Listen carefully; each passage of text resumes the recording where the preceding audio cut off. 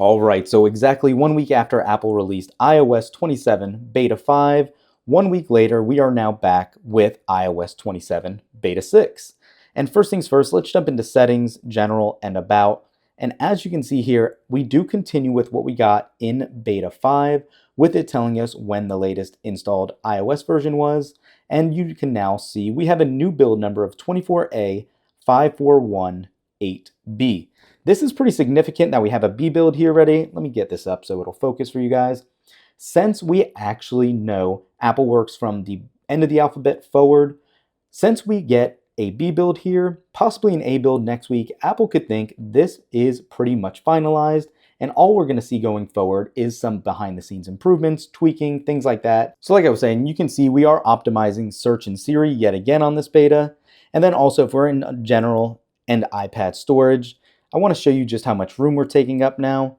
With Apple Intelligence using 14.06 gigs, iPadOS itself is using 15.45 for a total of nearly 30 gigs at 29.51.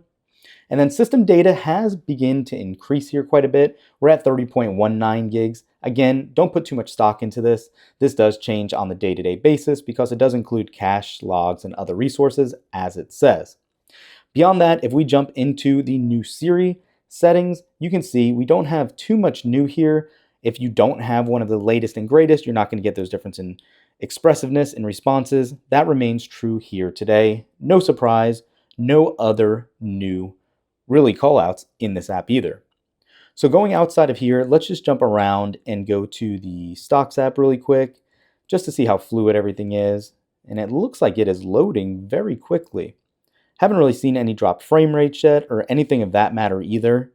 Looks like everything's pretty smooth here. Let's go ahead and jump into the Apple TV app.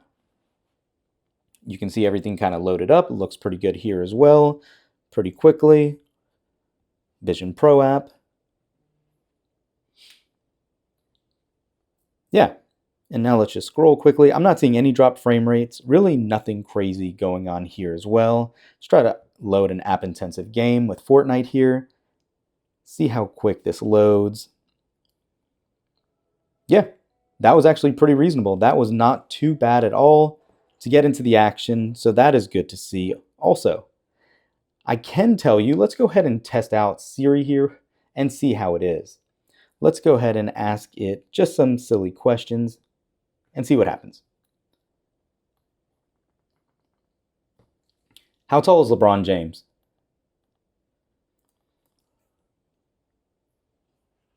LeBron James is officially listed by the NBA as 6 feet 9 inches. When do the 76ers play the Orlando Magic in November?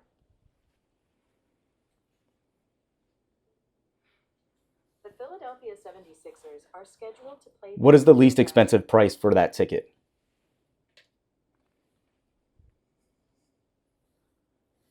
Tickets for the Philadelphia. So as you can see, it actually worked very quickly. It looks really, really good. Also, those prices are outrageous. Just got to throw that out there. But yeah, and you can see we automatically got our update here with the little image of LeBron. That was actually pretty good, pretty impressive. One thing I do want to do is go into our Notes app again and do our test because we did not do this for Beta 5. Let's see how the actual texting has improved. What is going on, everybody? Happy Monday. Welcome back to Phones and Drones. I hope you all have a great day. Comment down below how iOS 27 beta cycle has been and if you're installing iOS 27 beta 6. All right, so that worked pretty good.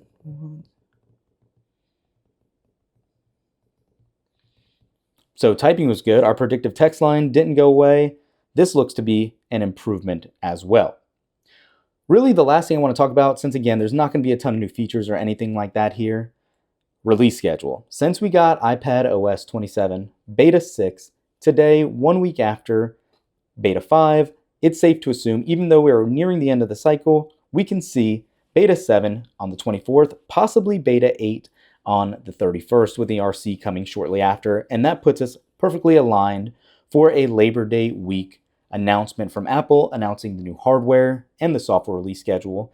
Keep in mind, it will not be on the 7th as it is a national holiday. The 8th would be the earliest, or more likely the 14th even. So we have a lot to look forward to. That's going to be it for this one, guys. Again, not a lot of new stuff here. More bug fixes, more tweaking, and it looks like just a smoother operating system as a whole.